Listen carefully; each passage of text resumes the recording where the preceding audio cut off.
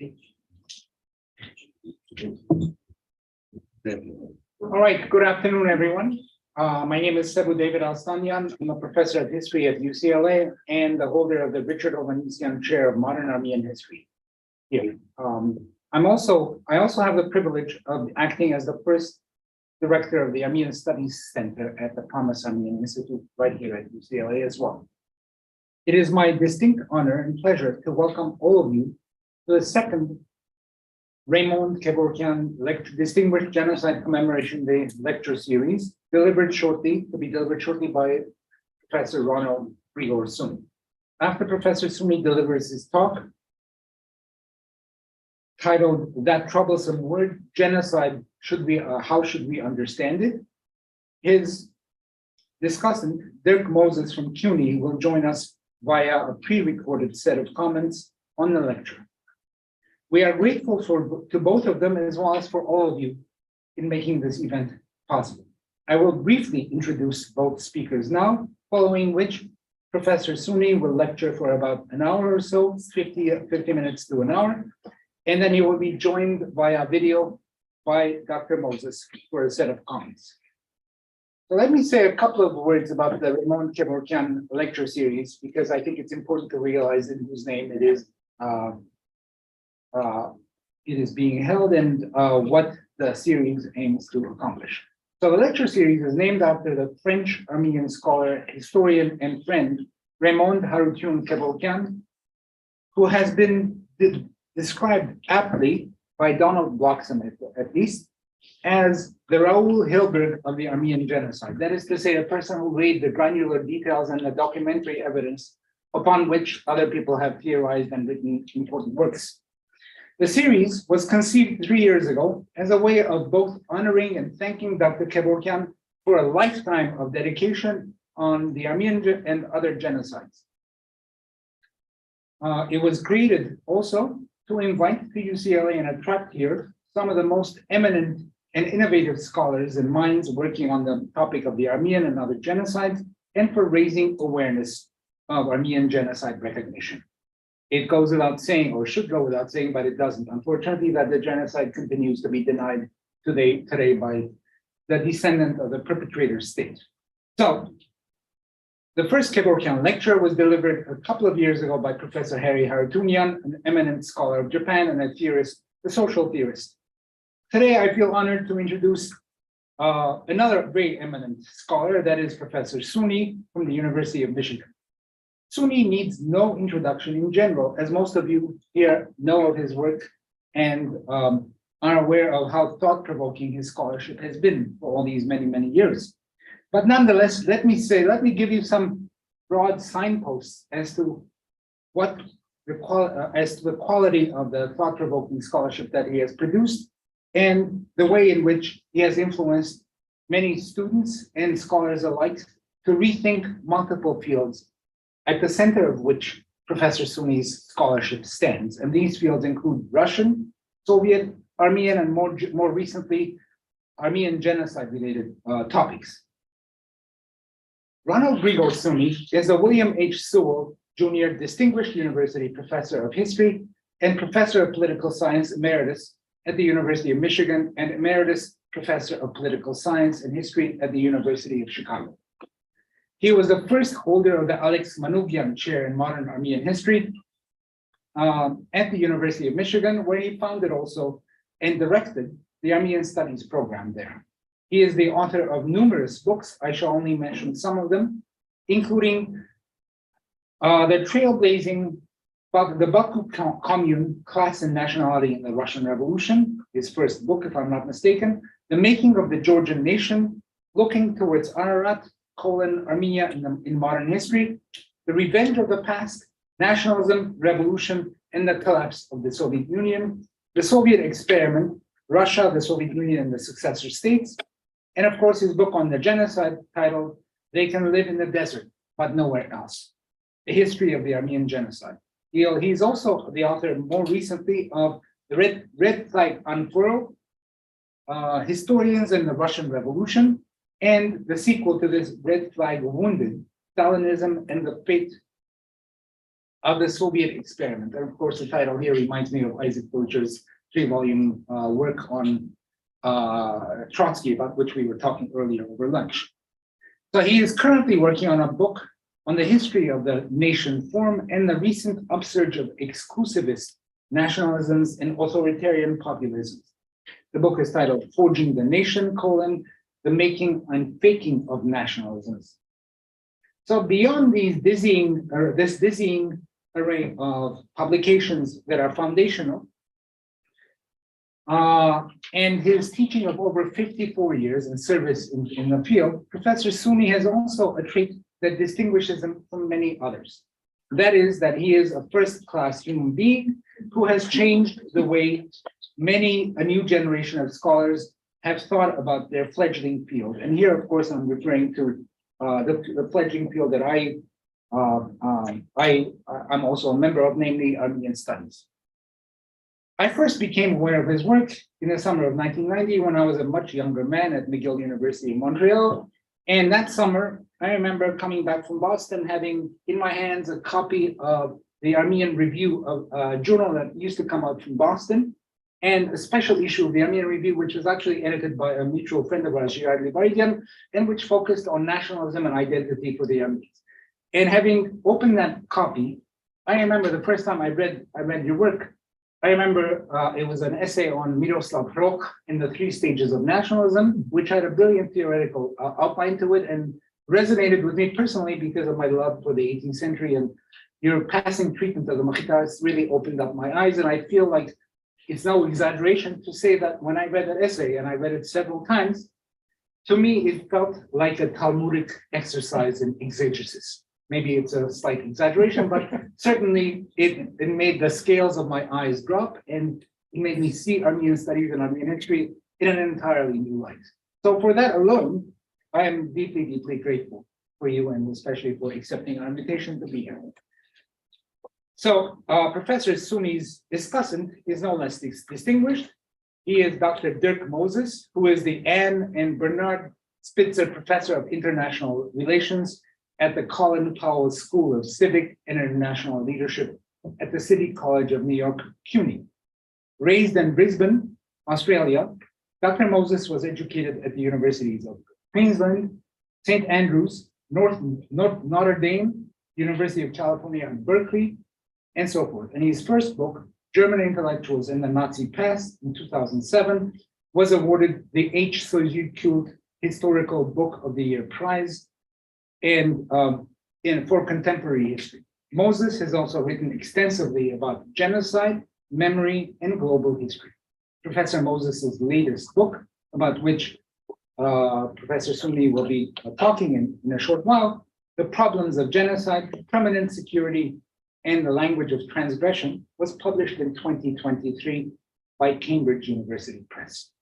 Now, before calling Professor Suny to the podium, let me thank the following co-sponsors and institutions for making this event possible as well. And I will begin first and foremost by mentioning the UCLA Armenian Promise Institute and its director, Anne Karagosian, as well as Deputy Director, Hasmig Baldasaryan, and Program Assistant, Emily Pogosian. I'm really grateful to them for making this event possible by co-sponsoring and collaborating with me on this event. Moreover, I'm also grateful to the Department of History at UCLA, the Center for Near Eastern Studies, the National Association for Armenian Studies and Research, or NASR. And last but not least, I owe a special debt of gratitude to my talented graduate student, Daniel Hovannisian, who has made a lot of things possible by working behind the scenes, and especially to Hasmik Baldasaryan as well.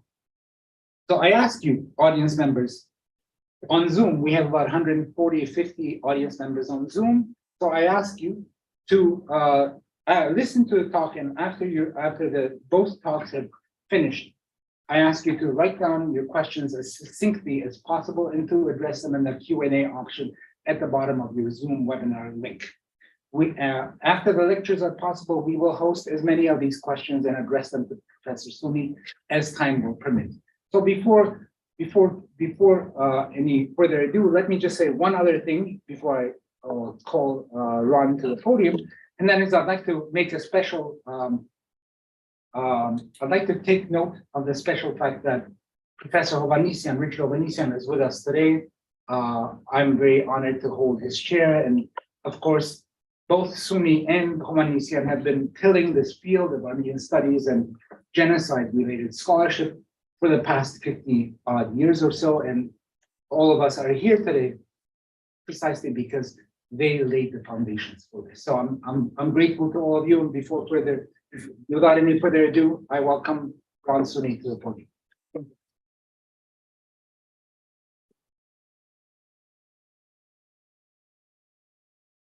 This is my podium. I'm going to sit here. That's okay. Let me begin by saying it's a great honor, and I thank all of you for coming. I thank Anne and the Institute. I thank Sebu for the invitation, and I do feel humbled because I am in the presence of giants. That is not only Sebu, he's tall, but he's a great beginning scholar and a wonderful innovator in the field.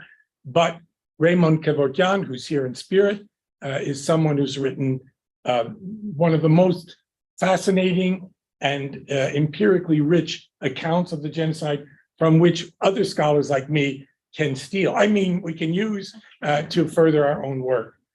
And to Richard Hovannisian, I'm honored that Richard came to here, and I'm going to tell a story about that first.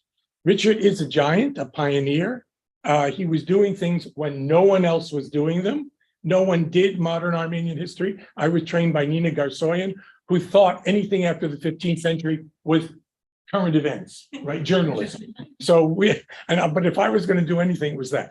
I'm a Russian historian, but somehow I was seduced into this field by none other than Richard Hovannisian. He invited me to give a paper at a conference on images of the Armenians through the ages. And since I was a Russian historian, I did one on images of the Armenians in the Tsarist Empire. And it was here at UCLA, the very first time I ever ventured even a little bit into this field. And my mother had always warned me, Ronald, don't get mixed up with the Armenians. So you were guilty of mixing me up with the Armenians, and eventually, well, you know the rest. So genocide, that troublesome word. Genocide has become an extraordinary potent key word in international political discourse, in law, scholarship, on mass violence, in the public sphere, and among scholars. But some analysts, like the one I want to talk about first, Dirk Moses, have contended that the word itself is causing too much trouble. He wrote a book, as Sebu said, called The Problems of Genocide, and I'd say that that book offers the most profound critique of the use of the concept and an argument for an alternative term. He prefers we use the word permanent security. Now, I'm actually going to defend the use of genocide ultimately, but before I do that, I want to lay out some of the arguments that Dirk Moses has proposed. He sent me this book. It's huge, 511 pages, with a very nice inscription that he had written to Ron, friend and comrade, warmly Dirk. So I hefted the book. It builds up your upper arm, though it's worth doing. And I thought maybe I could skim the book. I don't really want to read all this whole book. But no, this is not a book that you could skim. So I've done, students, what I've done through my whole career with too many books. I read it, every page, but not just read it, but with a ruler and a pen, I underlined it. And when you underline, you read the sentence twice because you wants to know what it is and wants to read. So I read a lot. I do it for a living. I write and read. That's what I do and teach. But seldom in all my reading have I learned so much from a single book. I would say certainly not since reading Marx's Capital, Volume 1 in the late 1960s have I ever learned and changed my mind about a subject. I soon realized that the book was advancing the debate about genocide far beyond the stagnant meanderings that are now going on about what did Raphael Lemkin actually mean? That is, and Lemkin has been resurrected and everyone's parsing his work to figure out what he really meant, or ways in which various scholars are trying to get around the United Nations Genocide Convention, which again, I defend. Dirk Moses's argument is serious and sophisticated, and the tone of the book can barely contain the author's passion about the subject. His real pain is about what is being done in the name of what he calls permanent security. But that doesn't have a real name yet, except in his book. His target then is a word, genocide, a concept, and a law of genocide, which he believes distorts our thinking about civilian combatant destruction. In other words, for Dirk, genocide leaves out too much. And it's also been elevated in professional legal and popular discourse to the crime of crimes. That means that other mass killings, like bombing of Hiroshima or Dresden, or massacres of a different type, or the Great Purges, or whatever, are seen as lesser crimes. And most importantly, the target is aerial bombardment, right? So in total wars as they exist today, aerial bombardment has become acceptable. If there's any war crime, it's aerial bombardment, but in fact, it is justified by military necessity. Politically, rather than racially defined, he writes, victims are effectively assigned a lower status in the hierarchy of criminality. International law and popular culture regard genocide and its archetype, the Holocaust, as the ultimate violation, unquote. And since the 1940s, when the crime of aggression was the crime of crimes, that's what actually the Nazis were accused of, and crimes against humanity included various mass crimes against civilians, the particular crime of genocide has gained primacy of place. Indeed, other forms of mass killing have become acceptable in actual state practice as means to the end of self-protection, military necessity, or appropriate means of dealing with terrorists. And of course, you can call anyone a terrorist who you're opposed to. I quote again from Moses, genocide captures public attention in a way that war crimes and crimes against humanity do not, unquote. So this is a narrow concept in his view because it focuses on one form of mass violence, violence directed against an ethnic, religious, or I'll put this in quotes, racial group, crimes based on hatred of people with specific identities. And he considers, and I disagree with him here, that such violence, if you choose the victim on the basis of what they are racially or nationally, he thinks they are non-political crimes. That is, they're thought of as non-political.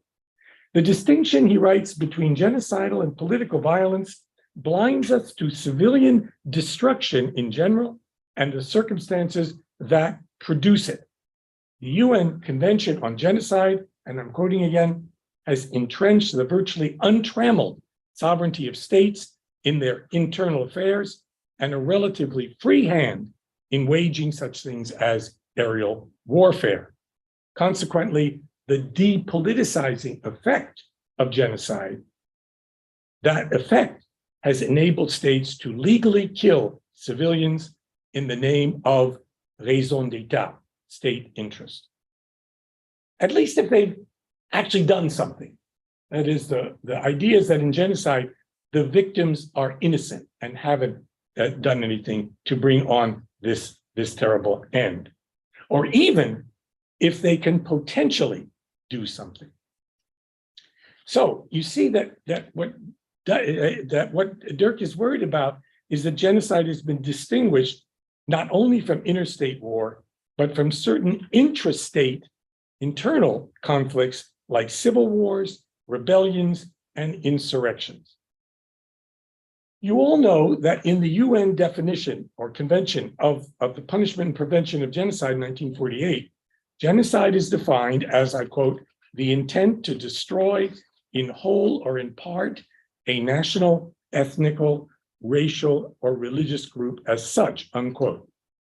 But then governments get around genocide because they're saying we're not acting on the basis of hate or in the name of their racial being, but in the name of security, self-protection, self-preservation, military necessity, again, opposing terrorists.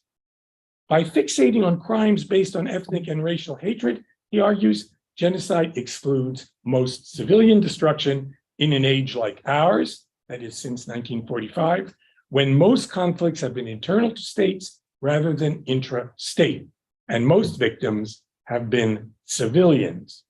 Therefore, he concludes the genocide concept should be replaced by the more general concept of permanent security. One more thing, just to round out his argument, he talks about something called language of transgression. Now, this is a language or a rhetoric or a discourse that has a long pedigree, goes back to to Sebu's period, the early modern period, even to ancient and medieval times. And it's something that talks about how normal civilized people are shocked by what's being done by barbarians. Conscience, mankind, humanity, civilization, barbarism, these are terms that function in this language of transgression. And when certain crimes like genocide are particularly shocking to civilized people, they become elevated. So there's always this distinction between the civilized and the barbaric and savage. He's upset also because, and I think he's right here, that the language of transgression is largely a Eurocentric discourse and tends to elide crimes by the very powers, the more developed European and American powers, that generated and promoted the concept of genocide. He makes a very powerful contribution by distinguishing between what he calls liberal permanent security and illiberal political security. Illiberal political security is what the Nazis did, right? That was unconcerned with international law or claims of universal morality. Of course, it didn't distinguish between civilians and combatants, and it treated whole peoples like the Jews of Europe or Gypsies or the Roma and so forth as enemies. Killing women and children in an illiberal effort at permanent security made sense because women reproduce the children who grow up to be enemies. Only by destroying future generations can permanent security be achieved. In our own case, the Armenian Genocide, of which I'll be talking in some detail, Talat Pasha, the architect of the genocide, explained why his forces murdered children. I'm quoting now. Those who are innocent today might be guilty tomorrow, unquote. So illiberal permanent security is kind of bounded to what you want to do in a given territory. In Hitler's case, to build a European empire. But liberal permanent security extends everywhere in the name of humanity. This would include the civilizing missions of empires against barbarians, of course, which excuse its crimes in the name of higher and lower cultures and doing the greater good of humanity. Not only good liberals like John Stuart Mill and his father, but even Karl Marx, a hero of mine, defended such efforts of civilizing these barbarians. If the enemy is considered horrific enough, then any mass killing can be justified in the name of military necessity. And this goes on now by liberal and democratic states, making the world safe for whatever you want. It could be democracy, capitalism, or the United States as the global hegemon. After all, we are the indispensable nation. The language of transgression leads to a transgression effect, the impact of norm violation so egregious that public opinion insists they be stopped or the transgression punished. And that effect, this transgression effect, that this crime is so horrible that it has to be punished and dealt with, originally belonged to the Armenian Genocide until the 1940s, when it then belonged to the Holocaust. And since the 1940s, in the new development, where the Holocaust becomes the model for genocide, in which victims are absolutely innocent and have no agency except they're being slaughtered, Armenians were then seen as part, particularly by deniers, of a national political struggle. That is, Armenians in the Ottoman Empire, it is claimed, had agency in their demise, while European Jews were agentless, targeted solely on racial grounds. And if the crime of genocide is then understood in the template of the Holocaust, that is, it's done without cause by the victims, only racial hatred is involved. And if that's elevated to a higher level than mass killings that have political causes and motivations, like an insurrection or Palestinians resisting Israeli occupation or something like that, those cannot be considered genocide. They are lesser crimes. In order to fit this new archetype of genocide sanctioned by the Holocaust, genocide scholars then had to scramble, particularly those among Armenians who had to struggle to portray the Armenians also as agentless and as innocent victims who were killed on the basis of their ethno-religious identity alone. In other words, to qualify fully for genocide as it has come to gain meaning in the popular discourse, a crime had to be based on the hatred of the identity group rather than on their politics, and they had to have no agency in this. And Dirk argues, and I'm going to also accept this argument and defend it, this is more a disservice to history, and it has a dire real-world consequences. There's also something which I've labeled the Holocaust effect, which is something that he talks about. That is, the concept of genocide is now merged so completely, again, mostly in the popular mind, with the Holocaust, that we all have to be innocent before and present no danger to a state who can then be justified for killing us in this new way of understanding genocide. And Moses refers to the, quote, tidy dramaturgy of the Holocaust of utterly innocent victims and monstrous perpetrators bent on their total extermination. An apolitical crime, a matter of racial hatred. There was no escape for the targets of the Nazis' virulent exterminationist anti-Semitism. Because genocide has become the crime of crimes, and because it's so difficult to prove genocide, that is, the bar for genocide is so high for this, it is often difficult to reach, and that high bar has often been used by deniers of the Armenian Genocide and of other mass killings that do not reach that level or look like the Holocaust. This is certainly a widespread way of understanding genocide and of denying Armenians their genocide. But really, are we unable to distinguish between genocides? No one would deny in their right mind today, though there are such people, that the Holocaust was a genocide. But aren't there other events of mass killing that also fit the UN definition as genocides? Mass killings in which the target was a racial, or ethno-national or religious group, but in which the victims were not agentless, in which they actually had some agency, uneven agency, an imbalance of agency against a powerful state like the Ottomans, but nevertheless did act in certain ways to protect themselves. And by the way, Armenians protecting themselves doesn't mean revolting or having insurrection. It also will mean, and this was something so surprising to me, when I did my own research for the genocide book, They Can Live in the Desert but Nowhere Else, it's available on Amazon, not too expensive. When I did that research, that Armenians by the thousands, 10,000, joined the Ottoman army. The Patriarch of Constantinople encouraged Armenians to fight for the Ottomans against the Russians and against their other enemies. And they did. The Dashnat Suchun, this is not something that's remembered that well, also worked assiduously to convince young Armenians to join the army, fight for the Ottomans against their enemy. In other words, the agency of Armenians was also that they were loyal Ottomans, not all. Some defected to the Russians. A couple of Dashnags, Kachazmuni, Aramgaro, and so on.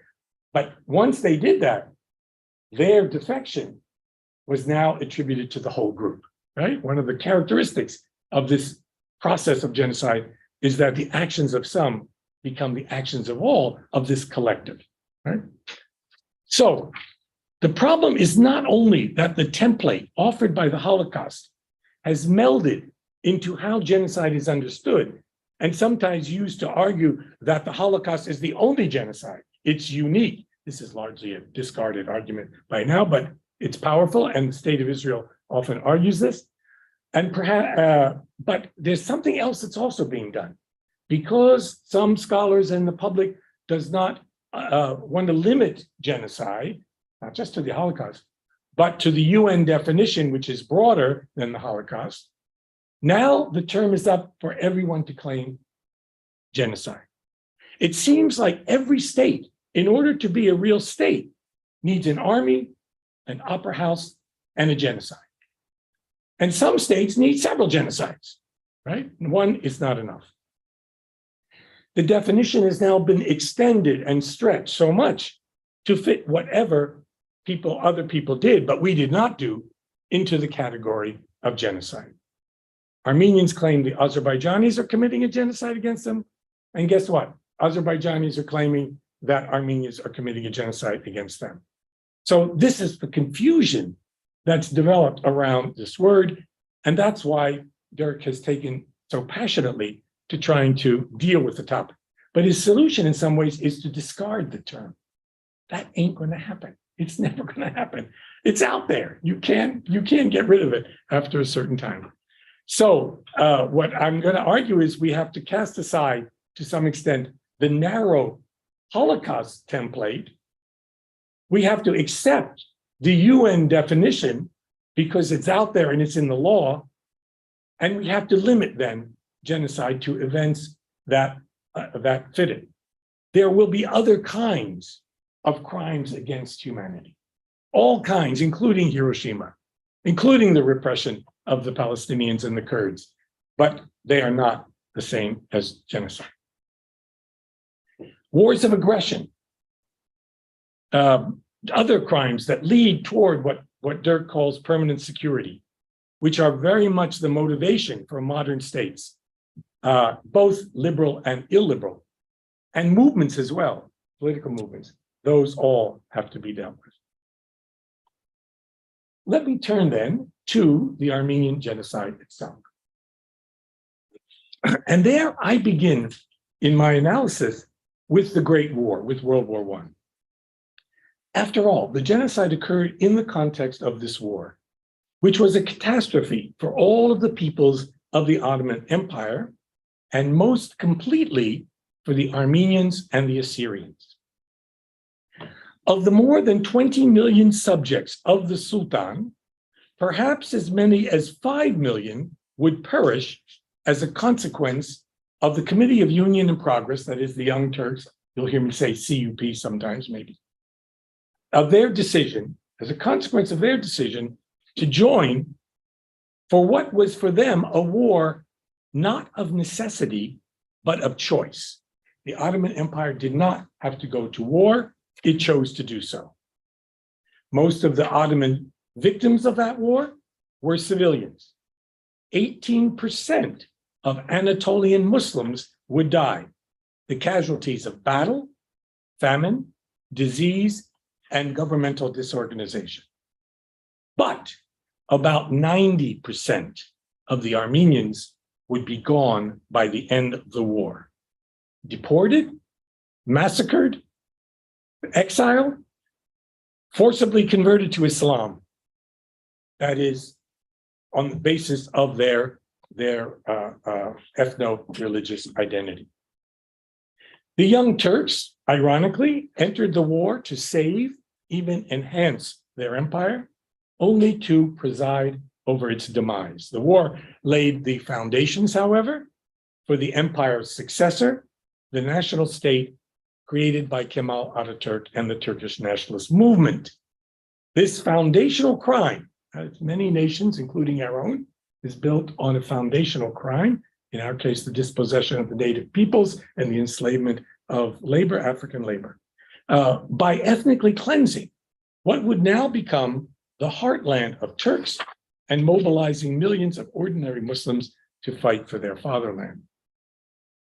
My friend and a wonderful scholar, Mustafa Aksakal, who wrote the best book on the origins of the Ottoman War, wrote the following: in Turkey's collective memory today, the Ottomans lost the First World War, the Turks won it, unquote. In the 12 years from 1912, the beginning of the Balkan Wars, to 1924, when the Kemalists came to power finally, and the Republic was formed, in that 12 years, the non-Muslim population in Ottoman Asia Minor, that is mostly Greeks and Armenians and Assyrians, fell from roughly 20% of the population to 2%. The war, of course, was an opportunity to eliminate any future threat from the Armenians. Without Armenians in Anatolia, there was no Armenian question, no pretext for Europe to dismember the empire. In other words, the fate of the Armenians was directly tied to the ambitions of the Young Turks and also to the great social disintegration and political radicalization of the Ottoman leaders that accelerated with the coming and during the duration of that war. So you could see, I think, that how this horrific war really does fit Dirk Moses's model of wars in the last century to the present. The Great War was not simply a clash of armies in the field, but a total war in which civilians would suffer as much, if not more, than combatants. And we're still doing that today, but in America, we call the civilians collateral damage. The rule of war was suspended, and a permanent state of exception was declared by almost all combatant states. A slaughter of tens of thousands of the enemy required in the minds of the perpetrators, among them the Young Turks, that measures be taken to prevent effective retaliation. The goal was what Dirk calls permanent security.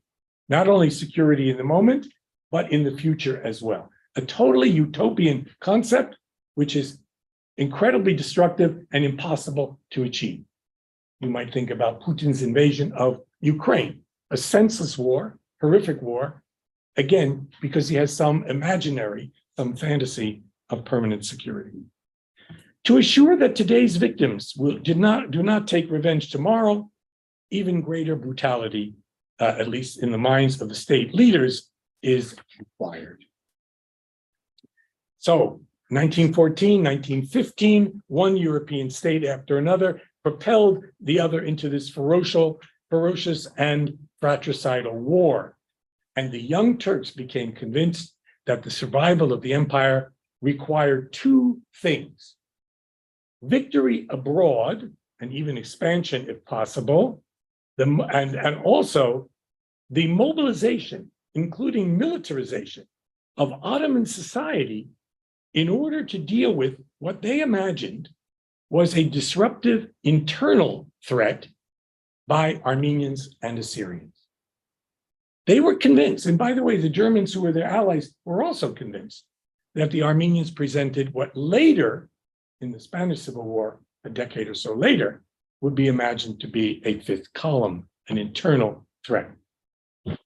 On the eve of the war, the Young Turks had to decide whether to join the war, they didn't have to, and who they should ally with. They fished in diplomatic waters. Alat even went to Crimea to talk to the Russians. But he decided to join the Germans because the Russians would not agree to give up the Great Reform, which would have given some autonomy to the Armenians. And so they joined the Germans, who had never really participated in the fracturing and partition of the empire, and who didn't care what they did internally.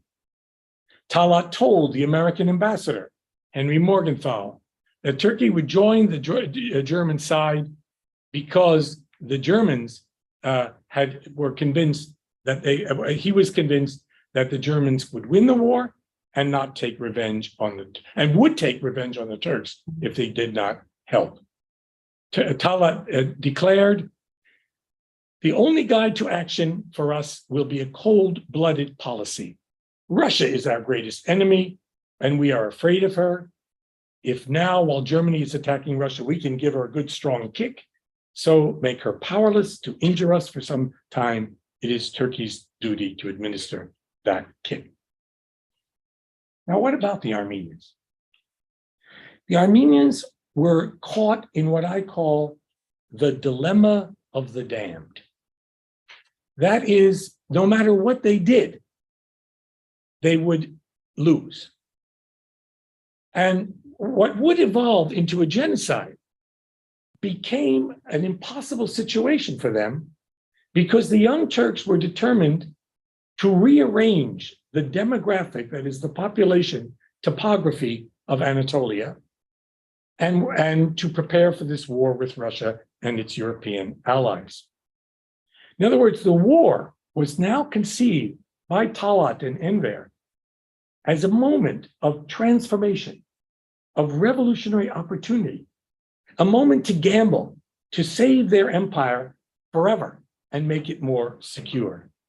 And that would be accomplished by eliminating the internal threat. It wasn't that all Young Turks believed that. There were provincial governors like Tahsin Bey in Vali who informed the government, what are you doing? Why are you provoking the Armenians? The Armenians are doing nothing. They're loyal to us. They're even mobilizing and joining the army. He was removed from his post in Van and sent to Erzurum, and later changed his mind as a good civil servant and followed the orders of the genocidal regime. This violence that was escalating in the fall of 1914 as the Ottomans went to war was very troublesome for the Armenian leaders. They didn't know what to do. They were caught on the horns of this dilemma. Neither their own government nor the Entente offered much help. Some of them remained quite optimistic, and they hoped that if they raised money to help, they literally raised money to form hospitals, etc., or that to help the mobilization, that this might save them. So Armenians weren't without agency, but their agency was not revolution. Their agency was to, in fact, support as much as they could, with all the doubts they had about the government, the actual efforts of their own government. Armenian men and leaders were caught between their leaders, who urged them to join the army, and the wanton discrimination and disaster that was about to fall. You know, one of the other things I discovered in the research I was doing was that there was a kind of pre-genocide. That is, the first killings actually took place on the frontier and inside Persia in Iran. And they were largely directed against Assyrians who refused to participate in the war and refused to be mobilized. And so the Young Turks sent troops across the border and were murdering people in villages there. This is before the actual extermination of the Ottoman Armenians had been decided on.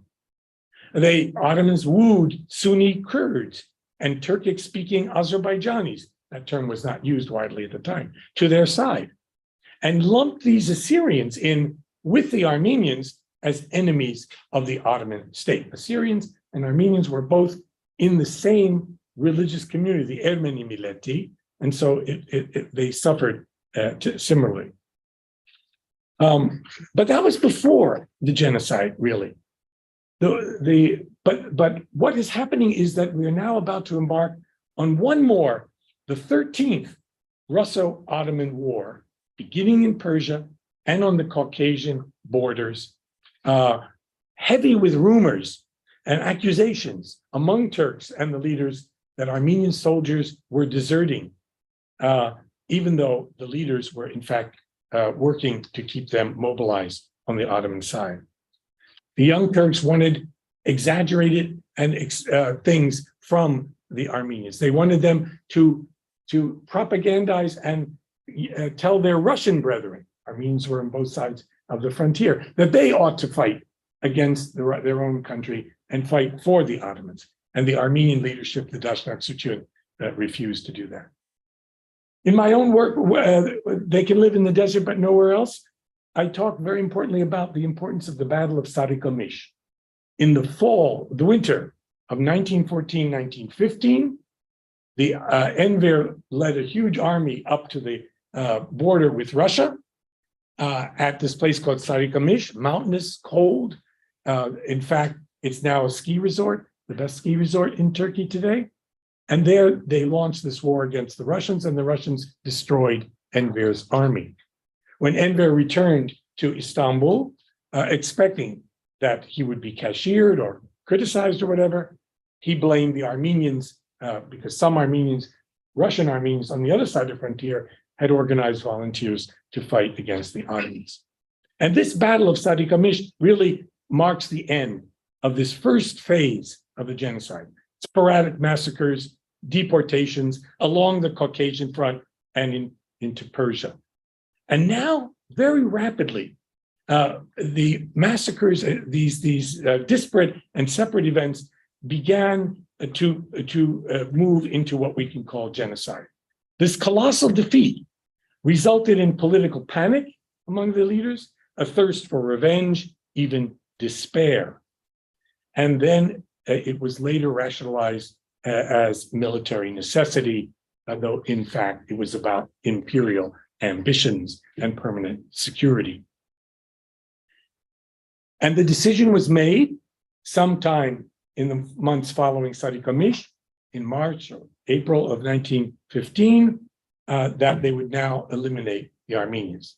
They would massacre the men, they would deport women, older people, and children. They would forcibly Islamicize as many women and children as they were able. So there are those three prongs to the genocide: forced assimilation, Islamization; actual physical murder, largely of men. This is a very gendered genocide, and the deportation into the deserts of Syria, all in the interest of creating a stable, permanently secure empire. The young Turks were convinced in their own, what I call affective disposition, their emotional worldview, that Armenians were insurrectionists, traitors, that there were gangs out there, that they were causing revolt. There was no insurrection.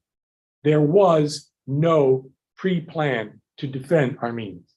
But once the genocide occurred, once it was clear to Armenians that their own government had organized this mass killing against them, Armenians in several important places, where Sadat is very famous, the city of Van, which was the one place where Armenians had a majority or a plurality, there were defensive efforts made. But the deniers always reverse the chronology so that the effect of the massacres becomes the cause of the Turkish response to what the Armenians actually did. The story of Van is a heroic one. The Armenians successfully held the city as much as they could until the Russians came temporarily, rescued them. And then when Russians withdrew, thousands and thousands of Armenians, among them the painter Arshil Gorky and his mother, left for the Caucasus. When the Russians swept through Van province, they estimated that the soldiers came across 55,000 corpses, which they burned and then moved forward. That number of dead accounts for about 50% of Armenians in the Van region.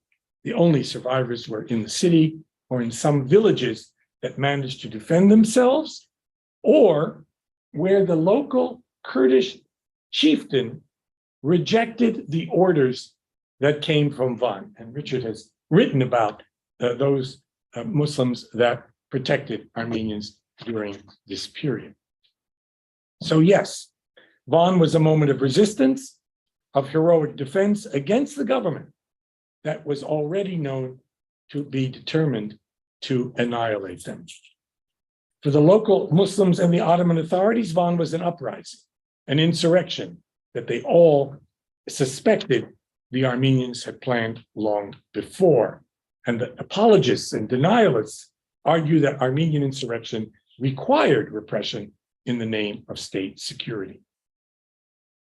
Whatever loyalties the Armenians had held toward their own government and their own homeland, after all, this was their native land, right? The Ottoman state became unsustainable when exile and massacre became the new norm.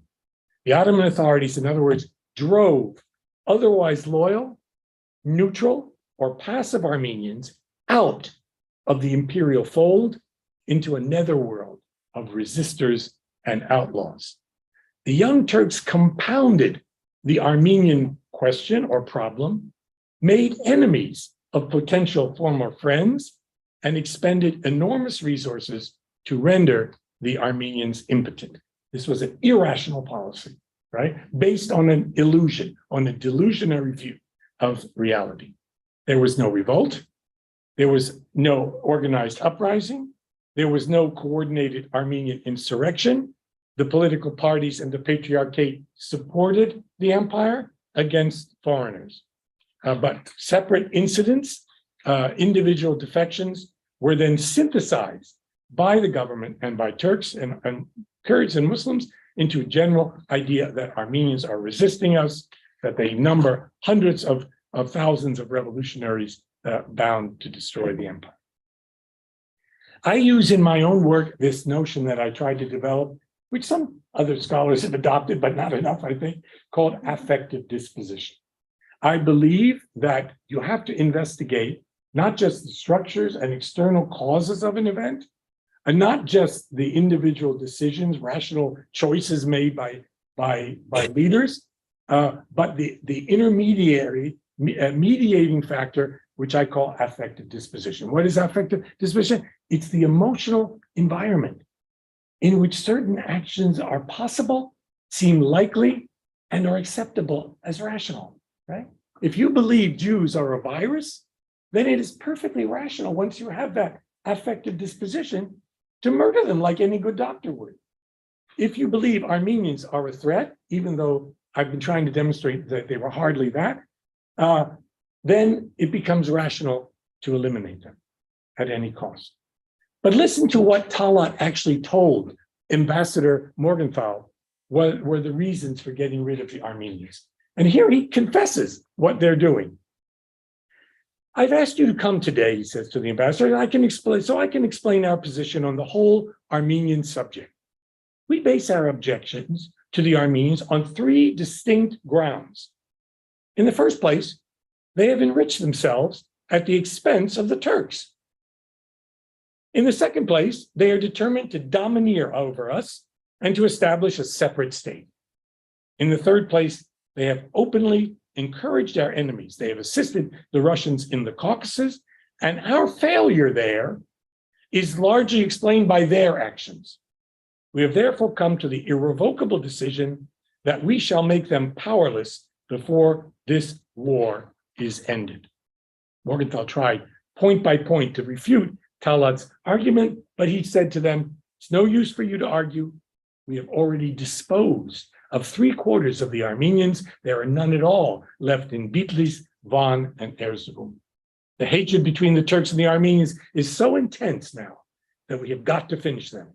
If we don't, they will plan their revenge, unquote. In other words, a desire for permanent security and any means necessary to achieve it. Think of what Talat said and what emotions are present in his statement. There's fear of Armenians. There's anger at what they've done, supposedly. Those two have metamorphosed, metastasized into hatred. Hatred is a very powerful emotion. Anger is your anger at what someone has done to you. He punched you in the nose. Hatred is a feeling you have towards someone because of what they are, and therefore they have to be eliminated. But, and he told Morgenthau, no Armenian can be our friend after what we have done to them.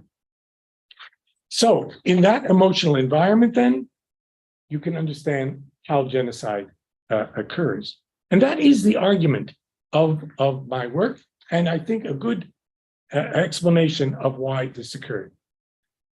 That is, the destruction of the Armenians and Assyrians was, in a sense, perfectly rational if you accept the delusions of the perpetrators. But they're delusions that, in fact, end up being destructive to them, the perpetrators themselves, right? They are an incorrect, they are pathological reading of reality. They want to save the empire. They're fearful of reforms, and they carry out these terrible decisions.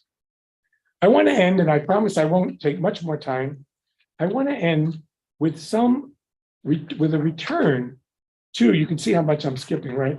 It's okay, it's all in the book, so you can read it there. Back to Dirk Moses and see how this argument that I'm developing works with his concepts. So, to summarize, as I've said too many times already, those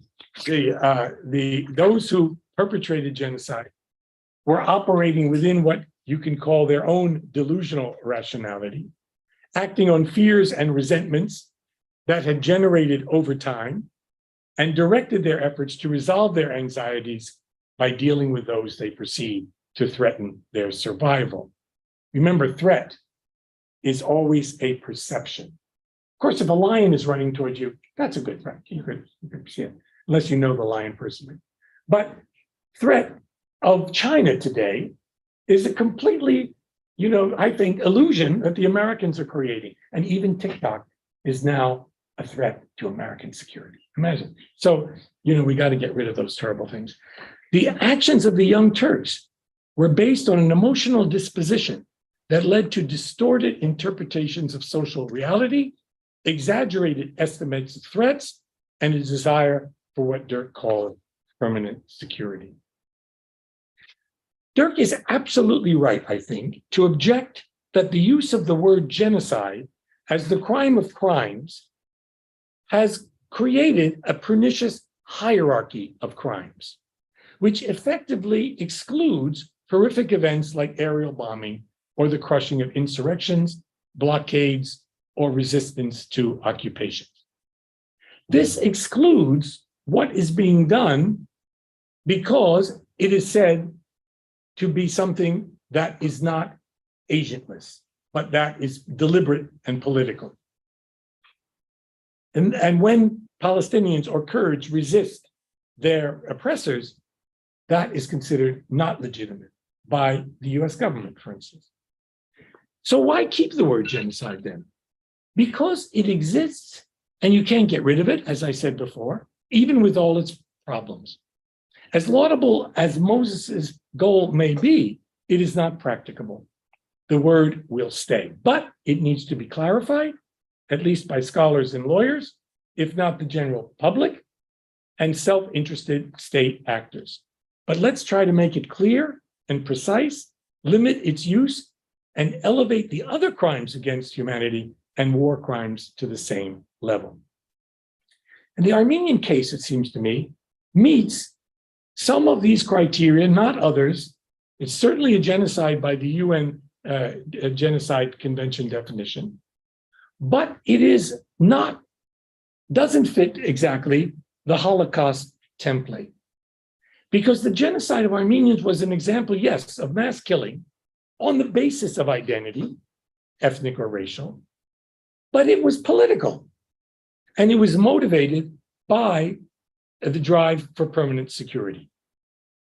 What genocide does is inform us that there is not only one kind of crime against humanity, no better or worse than any others, that define the security threat on the basis of indelible racist or ethnic or religious identities. In other words, the genocide is both. The threat is identified as racial, the group is targeted as a racial or, let's say, ethno-national religious group, and the solution drives the Young Turks toward what they feel they need to survive permanent security. Treating genocide as a non-political hate crime, Moses says, blinds us and politically and legally ties our hands when faced with mass criminality that contains political dimensions. It obscures the reality of all such criminality is saturated with political logics. That I agree with. They're all saturated with political logics. And I couldn't agree more. We should not think of genocide as a non-political hate crime. It is highly politically saturated hate crime.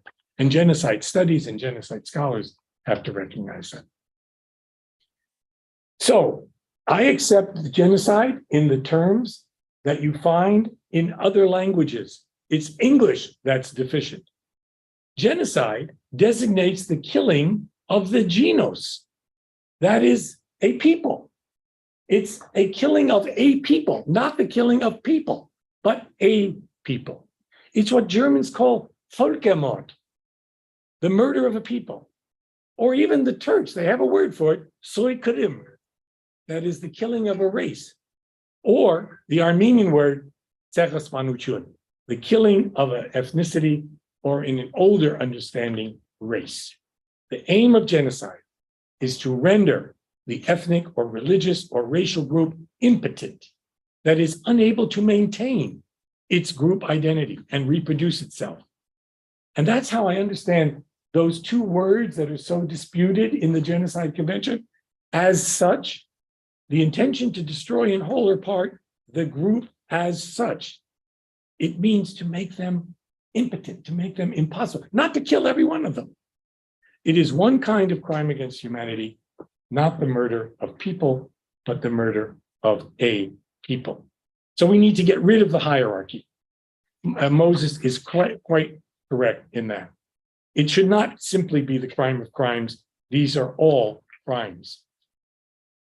But I am not going to say there is no such thing as genocide. There is a special subset of crimes. They are relatively rare, by the way, genocides, of crimes against humanity that is like the Armenian genocide. The power of this argument and the example of the Armenian genocide is to turn our attention to the other crimes that states and movements commit in the drive for permanent security. Ethnic cleansing, aerial bombardment, brutal attacks in the name of a war on terrorism, on insurrections and resistance to occupation and repression. But genocide is a real phenomenon and not to be merged into other crimes against humanity and not to be placed above them, but to be specified and explained. Why do states or movements turn against and decide to eliminate as much as possible ethnic, religious, or racial groups?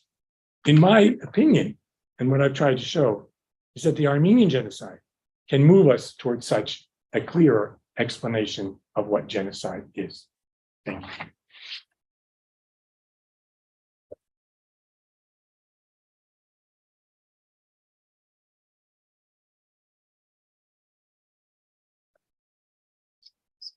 So, are there questions or comments or? We should hear Dirk first and then. Oh, Dirk, yeah. I forgot about Dirk. I've never learned. We're gonna watch it on here. If I could just ask you to move on. Yep.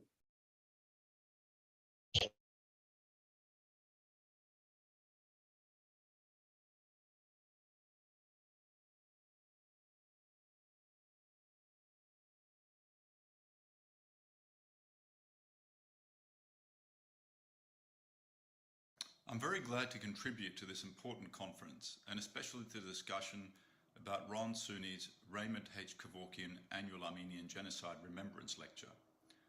I recall meeting the inspirational Professor Kévorkian at the conference on the 100th anniversary of the Armenian Genocide that Subu Aslanian organized at UCLA in April 2015. I am, of course, also saddened that I can't be there in person on this occasion. As you listen to me, I'm on the road in Florida, presenting at Stetson College on the occasion of Holocaust Memorial Day. Happily, the wonders of technology mean that I can record and send my comment in advance. I hope they help stimulate discussion on an outstanding keynote.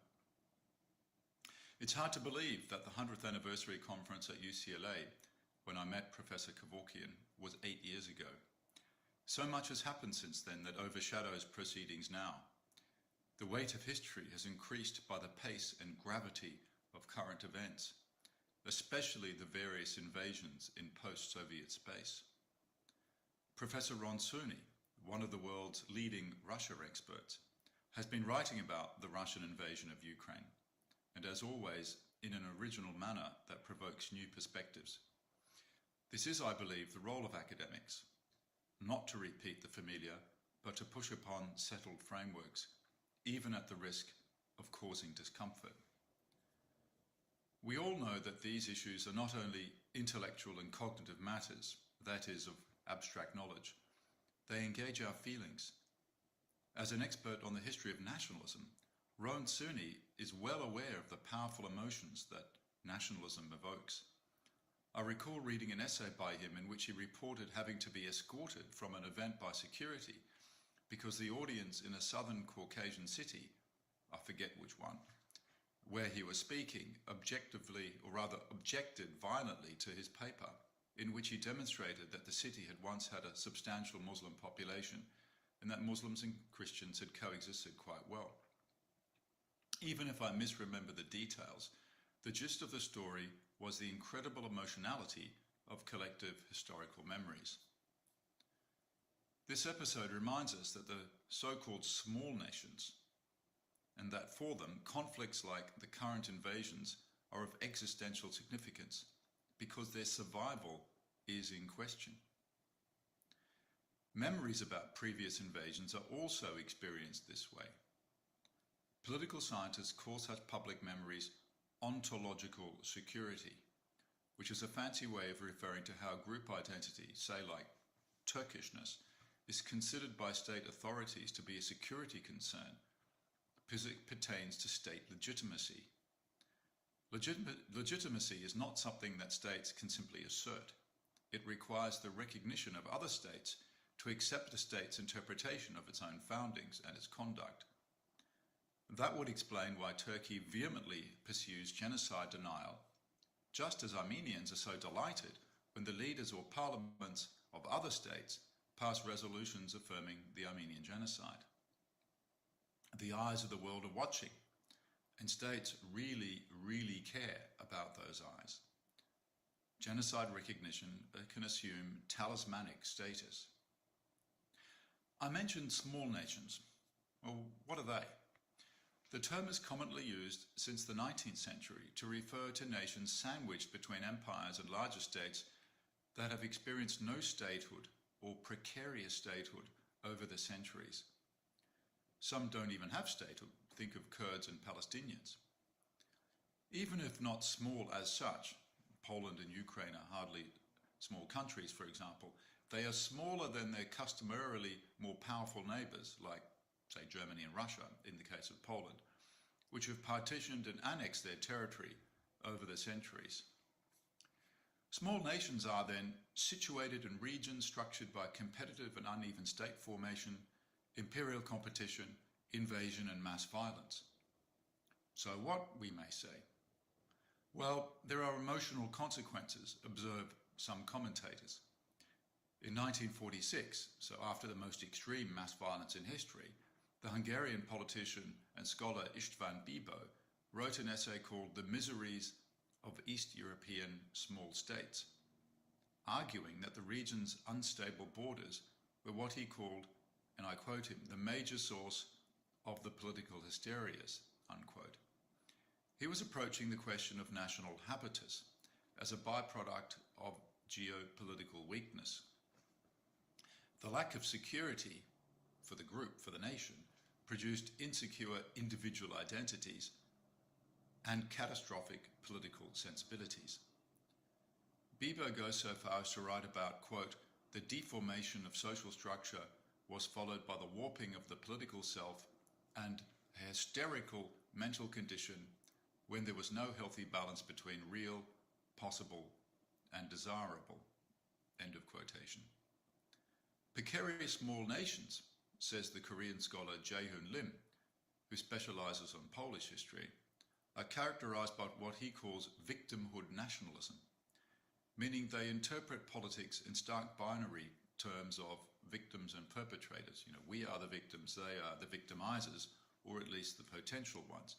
Regardless of the context, this frame is always applied. This structuring pattern is the content of their collective identity, he continues, and not in an always productive way, because past and present are collapsed into an eternal sense of victimhood that inhibits creative political agency. Whatever one makes of this approach to political emotions, I think it can help us understand the power of the genocide concept. It expresses the victim's point of view.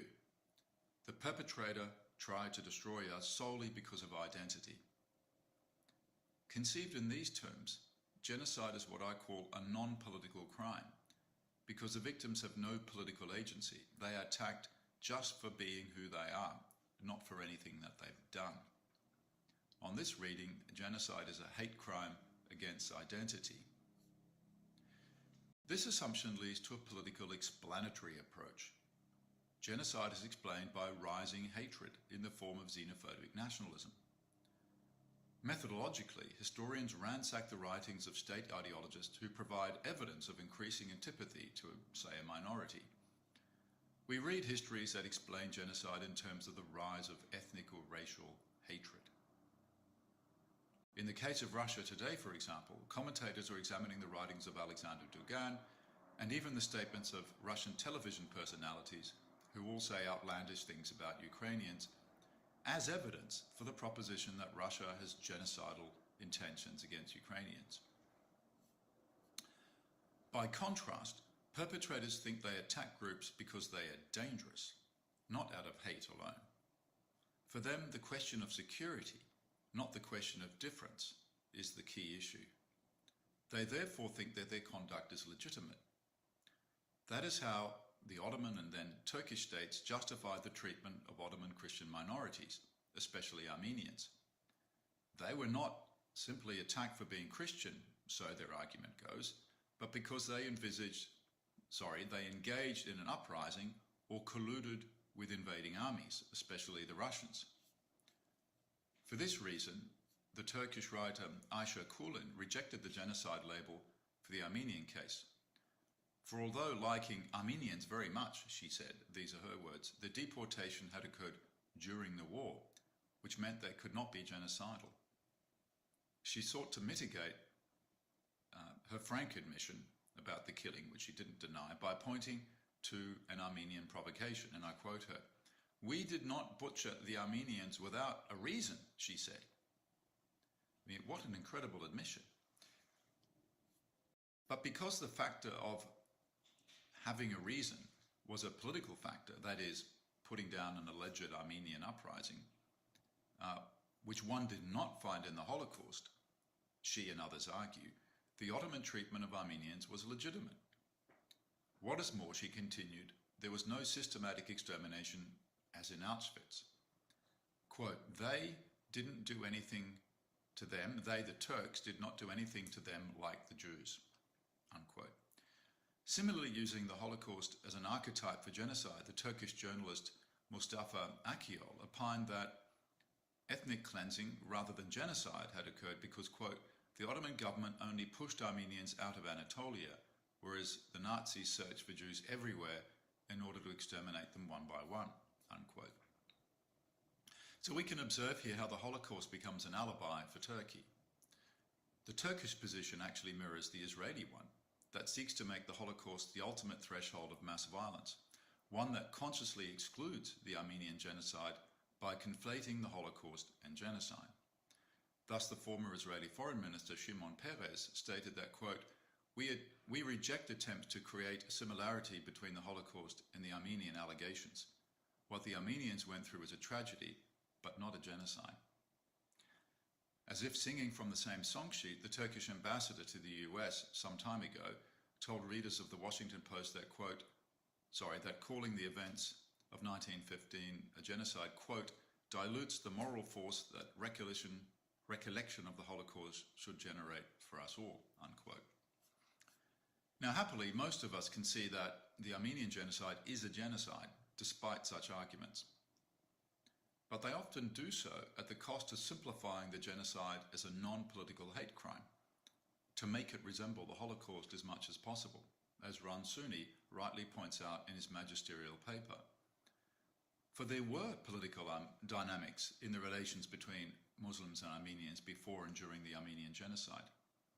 However, until Ron Suny's paper that you had just heard, insufficient attention has been paid to them. Instead, the temptation has been great to buy into the bargain that the non-political genocide concept as the crime of crime offers. With the Holocaust as an archetype of genocide, the image of the largely agentless and innocent, that is, unpolitical Jewish victim, represents the ideal or exemplary victim, which is a term that comes from criminology.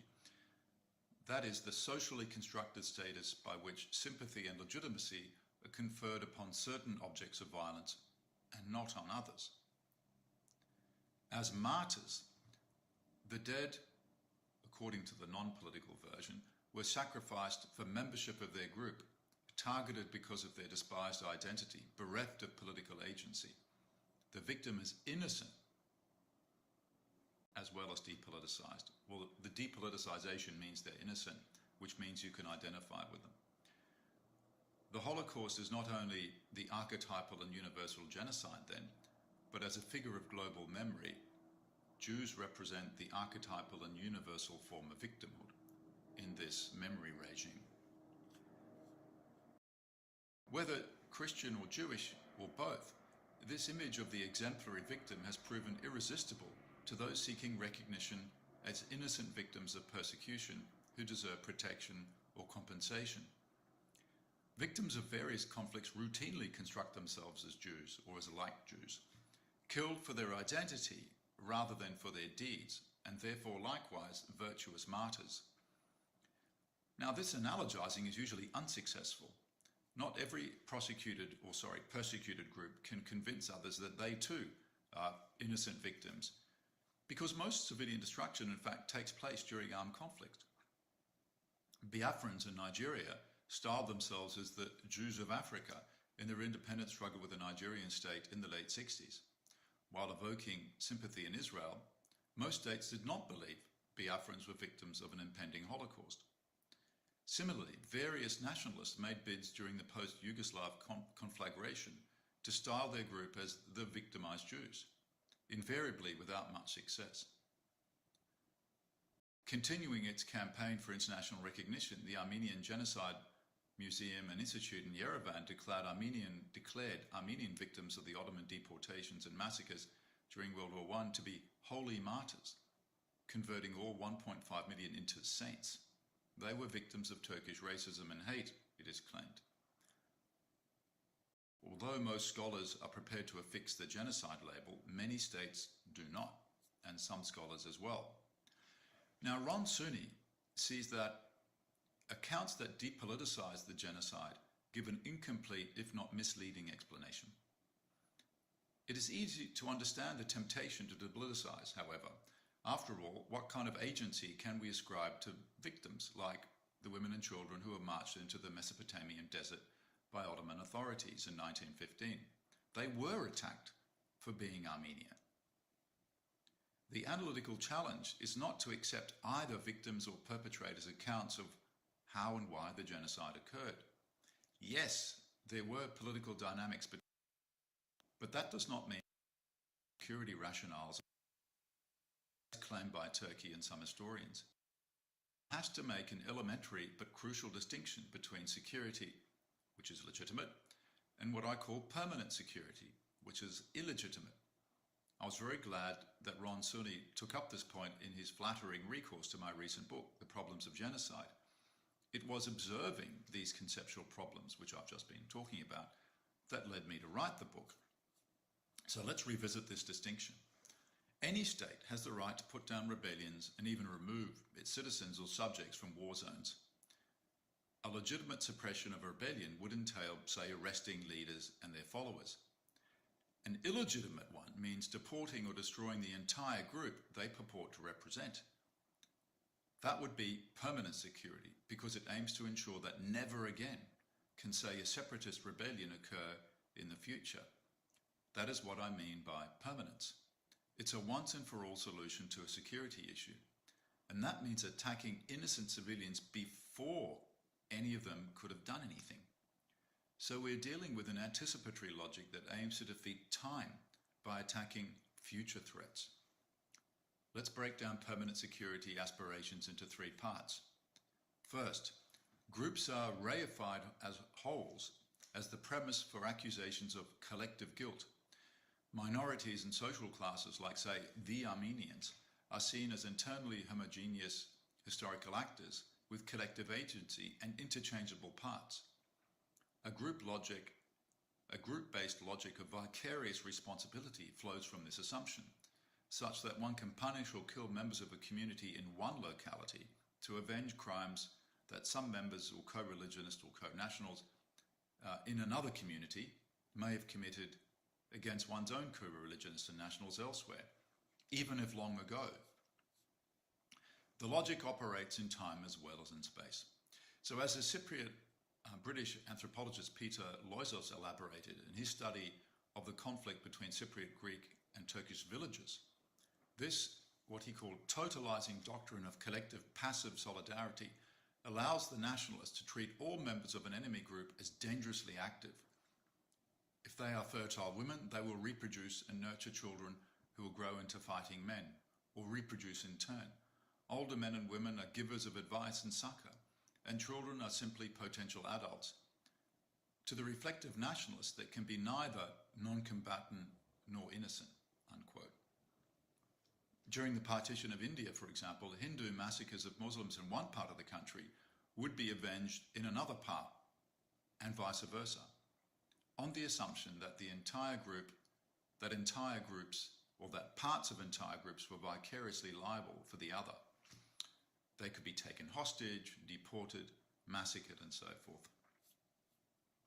The second element of permanent security is preemption. Groups are targeted not for what its members have done, but what some might do. Those sympathetic to state security imperatives will assert its strategic logic in such circumstances because it's their job to engage in paranoid threat assessments. So the third element is thus paranoia. Permanent security is governed more by fantastical security imperatives than by, say, the drive for racial purity, as implied by the Holocaust archetype. The paranoid threat assessments usually come from the secret security service, whose job it is to imagine worst-case scenarios and to anticipate threats. A war enables, like the World War in which this occurred, enables the most radical among them not only to imagine final solutions, but to implement them. This brings me to a question for Ron. Was the Ottoman threat assessment entirely delusional, as you say? True, there was no Armenian uprising as claimed, but that was indeed delusional. But is destroying the Armenian nation within the Turkish homeland, in its own Armenian homeland, to neutralize Armenian autonomy strivings forever, delusional? Terrible as it is to think, it's not really. There's a terrible logic to this. It has worked so far, as it has in other cases. There are no German minorities left in Eastern Central Europe, and thus no irredentist efforts to join Germany in a greater German empire, like in the Second World War. To prevent this scenario and to exact revenge, German minorities were expelled from Romania, Poland, and Czechoslovakia after the Second World War, and Europe has been stable in this regard ever since. For even mainstream Zionists like the historian Benny Morris, the existence of a Palestinian minority in Israel today, some 20% of the population, is a source of conflict.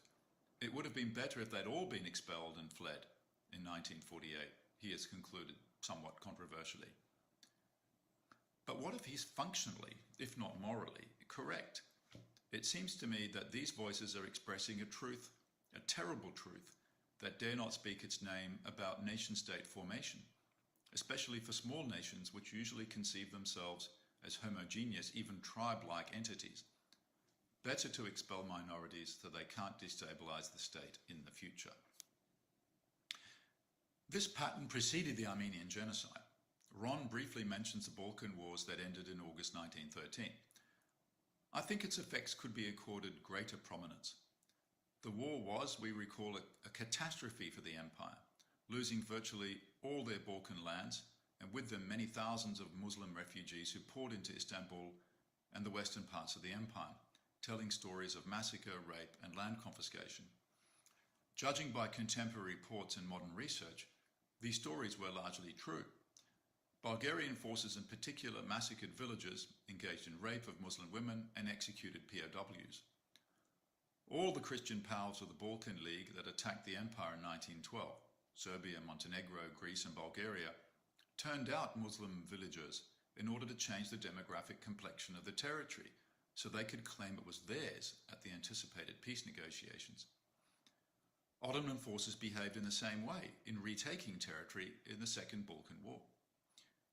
Many observers at the time noted a new type of demographic warfare marked by massacre and expulsion, featuring in the two Balkan Wars. The Carnegie Commission, for example, which reported on the wars immediately afterwards, stated that the Serbian and Montenegrin armies perpetrated large-scale violence for, quote, the entire transformation of the ethnic character of the regions inhabited exclusively by Albanians, unquote. The logic of demographic warfare is frankly genocidal. Entire populations, and that means non-combatants, are held to be combatants by virtue of their nationality. They are thus held collectively guilty. That logic extends across time and space by virtue of ethnic and religious affiliations. On this logic, Christians who committed atrocities against Muslims in 1912 and 13 could be avenged by Muslims committing atrocities against Christians on the other side of the empire a year or two later, in this case Armenians. The literature I've read indicates that talk of revenge was central for Muslims and especially Muslim refugees after the Balkan Wars. It's surely no accident that many of the young Turks hailed from the Balkans, from Salonika, which was lost to Greece, and the region around Lake Ohrid and Pristina in Kosovo. It's no surprise that CUP leaders became hardliners who had been brutalized by the loss of the Balkan Wars and the way it was fought, and determined that the multi-confessional Ottomanism was no longer viable in the wake of what they called the treacherous Balkan Christian independence movements. This was a terrible situation for the Armenians if and when they were caught in such hostilities, for then the model of demographic warfare would be applied to them. For Turkish leaders, avoiding the repetition of the Balkan wars seemed all too rational. One of them said in late 1914, I quote, "We stand before another disaster, like the one we experienced in the Balkans. Thus it was necessary, quote, to act without waiting for the Armenian rebellion to spread and to behave forcefully as possible," unquote. You can see how a paranoid anticipatory logic criminalizes an entire population, the vast majority of which is loyal, as Professor Suny pointed out. For in emergency situations, such as the dual invasion of the empire from the east and the south, leaders feel they cannot take chances. We can also see how paranoia becomes a self-fulfilling prophecy. The Ottoman attacks forced Armenians to defend themselves, as in Van, which only confirmed paranoid Ottoman suspicions of a treacherous uprisings. So Armenians were in a no-win situation. Stepping back then, and in conclusion, I take a broader view of the region from 1912 to 1923, from the outbreak of the Balkan Wars to the Treaty of Lausanne, which also featured, of course, the Asia Minor catastrophe for Greeks with the destruction of Smyrna in 1922. And my takeaway is structural rather than moral. We can all agree on the immorality of expelling and destroying populations. That's easy. The structural one is harder. Turning multi-confessional empires into homogeneous nation states in which different groups claim the same territory as historical homelands and attempt to achieve demographic homogeneity and security is bound to end in mass civilian suffering and genocide. Yes, genocide is a form of permanent security. I do agree with Ron there, and it's useful in that to that extent. But only if we conceive of it in political terms as entailing actual interactions between victims and perpetrators in broader political contexts and geopolitical ones. The question I ask myself is how we conceive of international domestic politics that avoids the temptation of permanent solutions to perceived problems. Right now, Ukrainians are paying the price for Russia's strivings for permanent security. And now we in the West are being asked to permanently militarize the region to guarantee Ukrainian survival and security. I mean, that is understandable. But really, we should collectively be thinking about the challenge of climate change, because that threatens us all. We are collectively insecure in the face of that. So thank you, dear Ron, for this wonderful paper and for everyone for listening. And I wish you all a productive discussion. Thank you. Bye.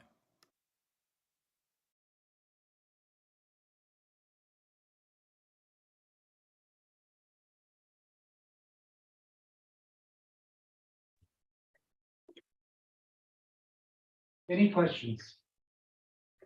You want to you want to field the questions? Yeah. Yes, so thank you so much. It was really fascinating. I think I like this security idea, and it's way more detailed than what genocide is. But as a lawyer, I want to suggest that actually international law offers some solutions to problems that you surface talk in two areas in particular. First of all, the central question about being political and non-political, being killed for who you are rather than what you do, which is exactly what the qualification genocide does do, of course, and the understanding that in most genocides, maybe a popular motive, there is a clear possible motive that this sort of perpetrator can improve its imminent threat. So in a legal sense, interpreting the Genocide Convention, there's a clear distinction between intent, so the intent of course has to be to destroy the group, and motive, why you want to destroy the group. The motive is actually relevant.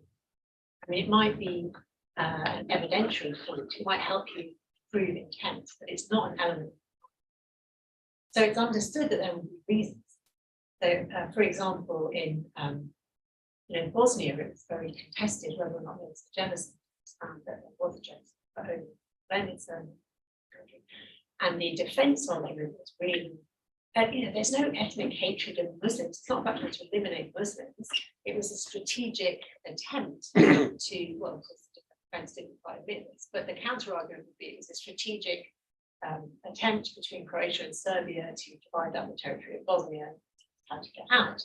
That was completely irrelevant to whether or not it's because for whatever reason the group, there's an attempt to destroy the group, that's the genocide thing. So just maybe the law is actually helpful in saying, yeah, there's a motivation that doesn't make it less genocide. And then the other element is the crime of crimes one, which of course we think of genocide crimes of popular imagination, but actually legally that's not the case.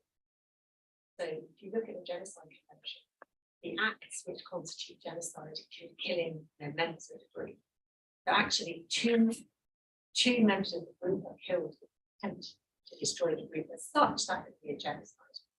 But obviously, another crime against humanity or war crime could have the effect of killing many people. It's worse than the judges at the tribunal is that there is no ranking among the crimes. There is no crime that is more serious per se than crime.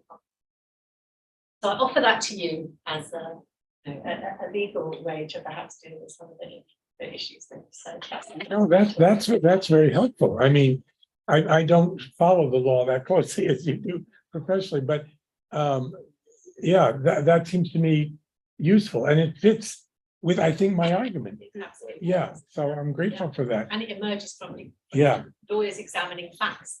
So it should fit the yeah, thank you very much. Richard. Oh, Richard. Well, thank you. This was most stimulating discussion. I didn't expect. Innovative, thoughtful. I have still problems with the term of permanent security. for me, it tends to lighten the crime rather than to intensify it. And maybe it's simply that I'm not used to the term and it will come into its own. But I certainly appreciated Professor Dirk's comments because they clarified many of the points that you raised. And I agree with him that I don't think that the Young Turk motivation was delusional. I think it was very intentional. And that was to create a new system, a local system of a one country, one people, nation state, for which all the others had to either come into or be eliminated. And so what's delusional about that? I think it was certainly very intentional. And also the subject itself is so complex. When we talk about agents, for 90% of the Armenian population, there was no agency. But for 10% of the population, there was agency because they had been through the massacres of the 1890s.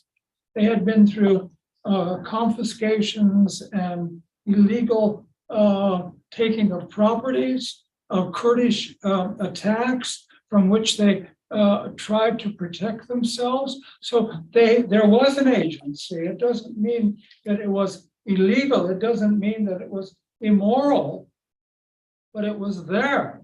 And so we need to see the Armenians not as a unique single people, but a very, very diverse, I mean, from Western Asia Minor, from Bursa and Eskişehir, to all the way to the east. These are different people with different experiences. But I just am very happy that I heard this, and I expect that we will be hearing more about these concepts, even though I'm still uneasy with the terms themselves.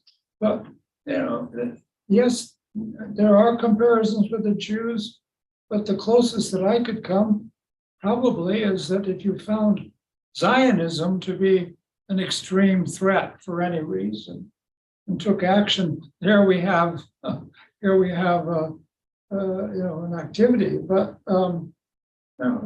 people living in different worlds, one in a nation that they had lived in forever, and one where they had migrated some centuries earlier. So it's different, and the results are different. Yeah, so I heard two questions in that, or two things that have to be clarified, and I appreciate that these are not easy. And Dirk also asked the same question about delusion. So I looked up the word delusion and delusionary or delusional, and it is an incorrect or a reading of reality. It's that it's not understanding the way the world actually works at a certain moment. And I think that the way the Young Turks understood what the Armenians were, who they were, what kind of threat they were, was not realistic, was false. And that they, because of their emotional disposition, they had created this idea that they were a threat. Now, in some ways, they were a threat. In some ways, they were a threat. And I think Richard sort of makes this point in the sense that if you want to create, and Dirk also made this point, if you want to create a homogeneous ethno-national state of all Turks, or all Turks and Kurds, right, or something like that, or all Muslims, then, of course, those who don't fit in, who may want, or in your imagination want, another state of their own on your territory, then that would be one way of seeing it. Armenians, all the Armenian political parties, including the Hunchaks at a certain point, after 1908, gave up the idea of forming an independent state of their own. they gave up armed rebellion against the regime. After 1908, they were hopeful that the constitutional revolution would lead them to a more reformed, more constitutional, more accepting, more tolerant Ottomanist solution. And the Young Turks in their initial moment were Ottomanists. They were willing to think of these different groups. There were alliances, literally alliances for elections between the Dashnaks and the CUP, right? These are things which are sort of, marginalized in the historiography because it's inconvenient to think that we are allied with the people who eventually murdered us, right? So there were other kinds of ways in imagining the empire. Now, the Young Turks were what I call not ethno-nationalists. They were not they were not Kemalists. That's a different vision. They were empire preservers. They were not going to give up the Arab lands or Palestine if they could hold it. They couldn't ultimately. And Kemal made a very pragmatic decision. We're going to form an ethno-national state in Anatolia alone and give up the empire. But we'd like to have Mosul and some of those oil-rich areas but they're Kurdish, and we're a Kurdish-Turkish alliance. There was originally a Kurdish-Turkish alliance that Kemal broke by 1925, and the Kurds revolted. They betrayed the Kurds first. After the genocide, and they created a different kind of state. So, but if there were other imaginaries possible by Young Turks, like the Ottomanist more liberal solution, that more accurately described what was actually going on. Imagine this poor man, Grigor Suny. Grigor Suny was a fantastic figure. You can read his collected works. You have to read Armenian, but or there's some things in English. But Grigor Suny was an Ottoman deputy. He was a journalist. He was a friend of Talat. He was playing cards with Talat in the English club or somewhere in Istanbul on the eve of his own arrest on April 24th, right? This event that we now mark as Genocide Day, because he believed there was some solution that most Armenians could not imagine, despite the massacres that had occurred earlier, that now there would be absolute destruction of their empire. So there were other ways to think this.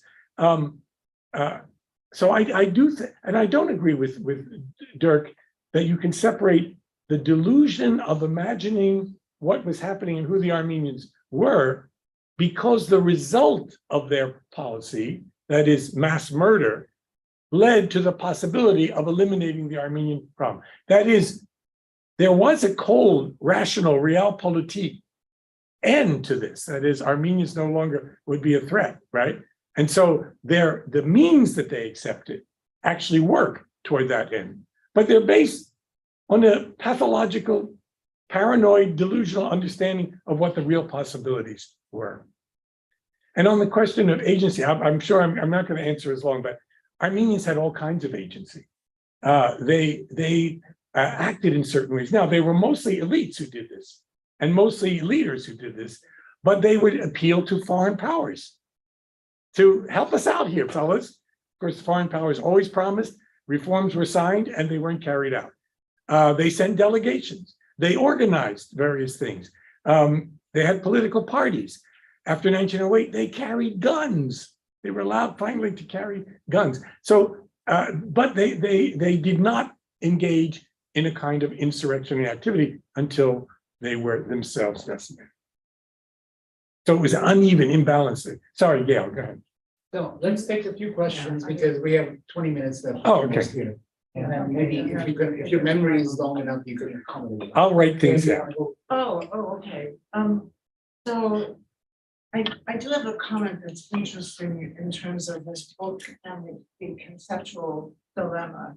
We had a conference last week, and it was on forced migration. And there's a new book that deals with the refugee system. And it is similar to this. I haven't read Dirk Moses' book, but in taking up the problem of the category of refugee and what means, and it needed a broader, more capacious conceptualization, there's a real parallel. It's interesting that both of these are coming up at this particular time. And like Kate, there's a legal scholar, a very important person in conceptualizing refugee law itself, who had a similar comment about actually, there is reason for this law and why it is that we should maintain this category. But what I wanted to say here was that, I from the sociological point of view, take this intervention regarding this permanent security. However, it seems to me that conceptually they're rather different, which is to say that permanent security is an end. It is something to achieve, but it isn't an active action itself, other than within the three ways that he has just classified this.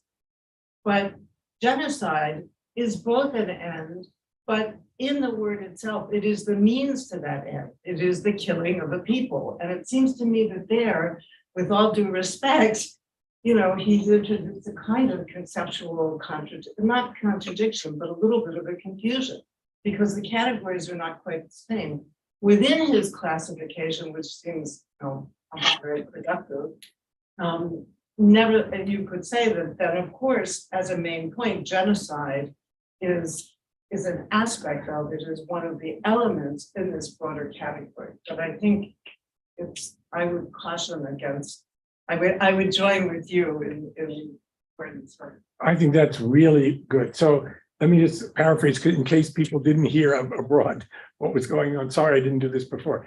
Gail Kligman was arguing that, I'm going to simplify it, of course, permanent security is an end. States want to be secure for all time, and they'll do what's necessary. And there are various means to that end. And one of them is genocide. Ethnic cleansing might be another you can imagine, or whatever, aerial bombing, who knows what. But that's very useful. What seems to me very interesting in the Armenian genocide case is, I was trying to argue that this genocide was about, in a delusional way, securing a permanent security, and you had to kill the children as well. Now, the Holocaust is actually not so much like that, right? Unless you think that having Jews among you gives you permanent insecurity. Well, okay, that virus of Semitism was seen in the delusion and pathology of the Nazis as something that would destroy the race, right?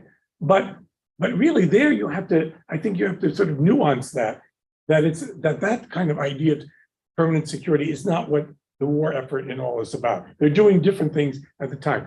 The Nazi case was about building a German empire in the center of Europe. And part of it was that we're going to cleanse also the Jews, which was incidental to this empire, which was going to enslave Slavs and carry out a second genocide against hundreds of millions of Slavs as well, the Generalplan Ost. So the major thing about the Nazi war effort was empire building, cleansing the land, Lebensraum, and creating a great German living space. And the Jewish thing was something that they also were doing at a similar time on the basis of this. Well, all of their efforts were about racial, superiorities and inferiorities. This, by the way, is one of the reasons I hate the idea of totalitarianism and trying to link the Soviet efforts, which were about equality and emancipation, though they don't carry it out so well, with the Nazi idea of hierarchies of race, which they carried out only too well. Yeah. Hi there. I had a question, or more, I wanted to sort of ask a clarification. So the general consensus is that permanent security is unattainable, like it's a sort of mirage, like it doesn't actually exist. Because the world is dynamic, things change, right? Your idea of permanent security is based on what you're trying to achieve. What is your goal? The American goal, let's face it, what is the United States goal? If you listen carefully to what they say, the indispensable nation, what the Biden administration says, Democrats and Republicans, they're no better. It's that we should remain the global hegemon, that we should dominate the globe against all comers. We should dominate in Latin America, we've always done that, In Europe, that's what NATO is about. In the Middle East, that's what Israel's about. In the Far East, the China Sea, right? It's named after the Chinese after all. What are we doing there? Anyway, everywhere. And we're going to stop any competitors. And the major competitor, of course, is China. That's what Jake Sullivan and Blinken are about. But the Russians got in the way. The Russians started this war. The Russians were incidental. According to Obama, they were a declining regional power. We didn't have to worry about them. We've already, unified NATO. 31 countries are in NATO. Some of them were former Soviet states. Why bother with Russia? We drove them back, and we would try to drive them back into Asia. But Putin ultimately threw the dice in the air and launched this horrific war and gambled. So if the goal is global hegemony and make everyone democratic and capitalist and not a threat to America, that kind of permanent security is a kind of utopian dream that's going to, blow up the world someday. I said it.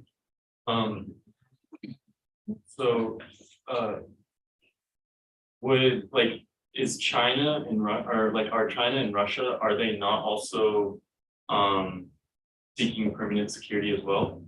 Or what are they seeking? So now I'm speaking out of, I can speak more authoritatively about Russia because I follow it so closely, but Russia is certainly trying to achieve permanent security in Ukraine. That is, Russia, because it was so weak after the collapse of the Soviet Union, could not stop, though Yeltsin also protested against this, could not stop the advance eastward of NATO, which after all, NATO was about to disappear in 1991.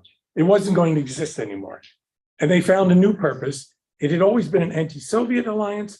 Now the Warsaw Pact had been eliminated. The countries of Eastern Europe wanted to join NATO because they're mostly afraid of their old imperial enemy, Russia. And so we gave in to that, we agreed to it, and we moved NATO eastward. Even though they had promised it wouldn't move 1 inch to the east, we did do that. So that created a situation we didn't have to worry about Russia very much. And Putin from 2007, after initially for his first 7 years trying to link up with the West and so forth, decided to try to resist. And he made speeches about that first at the Munich Security Council. So he would like permanent security from a very weak position. Right? Russia's a very weak state. They spend 7% of what we spend on defense. And I'm not counting NATO. The main enemy is China or the US. And because we're afraid of the future, and that's about permanent security. And what's China's goal? I'm not so sure. China did very well when it decided we're not going to oppose the United States. We're going to be part of the global neoliberal order, and we'll develop our economy. You develop yours. And you know what happened? When the US and the Chinese didn't have tariffs and Trumpian resistance and so forth, we both developed faster than ever in history.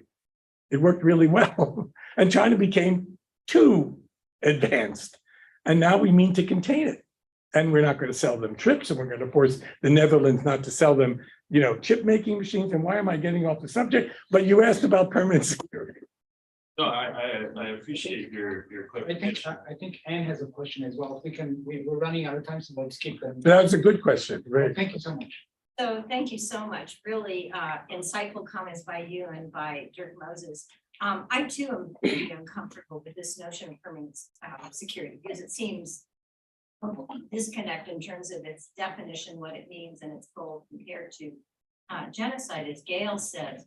But I'd like to observe as well that it seems to me as an engineer that it surely must be the motivation and the goals and what is actually accomplished that would be part of whatever the definition is of genocide. So aerial bombardment could well be the mechanism by which that happens, because as warfare has evolved over hundreds, if not thousands of years, it's become less and less personal. So you can have a UAV that drops something and the perpetrator is, sitting in Las Vegas and they can accomplish that. Or you can have cyber attacks that can devastate a whole country or a community. That's very, very impersonal, but it accomplishes the same. So I think the mechanism, to me, it is almost secondary to the motivation and what the ultimate goal of I agree completely with that. Yes, yeah. We're in a very dangerous world. That's the problem. Yeah. I have a question and a comment very quickly, and then Daniel is going to pose a couple of questions from the audience. Oh, good. Okay. So my question is, I find it interesting to talk about agentless versus agency, with agency victims of these crimes. But I'm wondering if Lemkin's definition of the UN Convention itself would recognize something as genocide as condemnable if the victimized party actually did put up an uprising, and if they did defend themselves, or they committed some form of agency that would be considered justifiable to the perpetrator. Would that still be a genocide according to the UN Convention if 2% of the population actually did do violent acts, so on? I don't think it would. I think it would still be a genocide, but I'm not sure about that. It would, yeah. If 100%, for example, it would still be a genocide if there was an intent to. So destroy regardless a group. of what It's the not in the does, definition. it's just Yeah. genocide. You don't have to destroy a group. Okay. So the other That's not in the Genocide Convention. It's in the modeling of genocide, popularly in the Holocaust template. That's where you get the victim list going there. Well, the comment I had was, I mean, it seems that permanent security might be an analytically useful category for historians or analysts or scholars. Just like, for instance, Mézières might be a good category for academics, for literary scholars, and so on. The Armenian term that's used for the genocide, which of course some people view as a euphemism. Mhm. But so this concept might be analytically fecund and interesting, but legally, ethically, and politically, you can't take anyone to court on the basis of committing a crime of permanent security.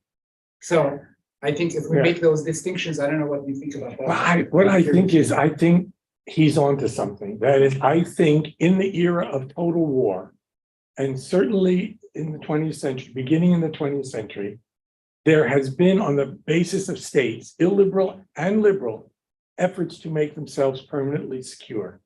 And it's led to horrors. So it's useful both as a description and a kind of understanding or explanation of what they're aiming at, but not necessarily how they're going to achieve it. That could be in a variety of forms. And in our own time, it seems to be ethnic cleansing, repressions of various kinds, and genocide. Or, as Anne said, the kind of war on terror. Yes, the war on terror is a liberal version. Yeah. Yeah, right. And you can't define terrorists. You can only define it as those we are opposed to. The PKK, the National Liberation Movement of the Kurds, is labeled terrorist by Europe and America. What are Kurds supposed to do? Sit on their hands? Sorry. Go ahead, Daniel. So I'm paraphrasing two questions we've received online. The first question, taking up the idea that delusions lead to extremist actions, asks, do dictatorships tend, more than other forms of government, to distort information? And if they do, then I think the logic is asking, do dictatorships tend more than other forms of government to distort information, which leads to more delusion, which leads to more extremism? And the other one, I'm really collapsing, it's quite long, but the concept is the following. For instance, if we look at the Armenian Genocide, here is a civilization of millennia, and it was destroyed in such a complete and kind of incomprehensible way. Given that that's the case, aren't we just quibbling in talking about whether to call it genocide or something else? Quibble, I'll put down quibble. That'll remind me where. Okay, the first one is a really interesting question. So dictatorships have their own problems and pathologies, right? People don't report to the dictator what's really going on. There's not a free flow of information. And you look at the Ukrainian thing, and we know Putin was isolated because of COVID, and his group narrow. No experts on Ukraine were consulted. So there's those kinds of pathologies for dictatorships. And that happened with the Soviet Union, who knew less and less about what was going on. In reality, it's happening with various dictatorships, hopefully not with Xi Jinping as much, because it's still a very large number of that are participating in the elite. But it's a problem that could, because dissent and the kind of correction kind of Freudian corrections that take place when you actually recognize what's going on, what pathologies are going on with the free press. You don't have that, you have a problem. But democracies have their own problems. For instance, you got to pay attention to the people, or at least the elites, right? So American foreign policy is crippled by the fact that the Republican Party could call Biden a wimp or weak or not strong on security. And so there are things that a democratic regime can't really do because it's hobbled by public opinion or whatever. In the Cold War, once you created the Soviet Union as an expansionist world-conquering demon, it was difficult to negotiate with them because always behind that is the specter, the analogy of Munich and appeasement. And nobody wants to be an appeaser. So different regimes and different regime types have different kinds of pathologies. But I'll take the democratic one in that case, right? I'd like democratic socialist, but we'll have to quibble about that. And the other is the quibble. So if a genocide occurred, it destroyed on the territory where Armenians had existed a whole civilization. The same way that the Nazi genocide of the Jews destroyed a civilization. Doesn't mean Jews don't exist or Israel doesn't exist, but Yiddish speaking culture of Central and Eastern Europe is gone forever. It exists only in universities. We have 2 people in Michigan teaching Yiddish, by the way. So it exists, but Hitler was successful in destroying that in its place. And the Young Turks were successful in destroying the Ottoman Armenian culture. They're still Armenian. There's still Armenia, there's still Armenians here, but that civilization gone. But that's not a quibble. And what scholars are about is often thought of as a quibble. What it is trying hard to find out in all the complexity of the reality of the past, how we got where we are and potentially where we'll go.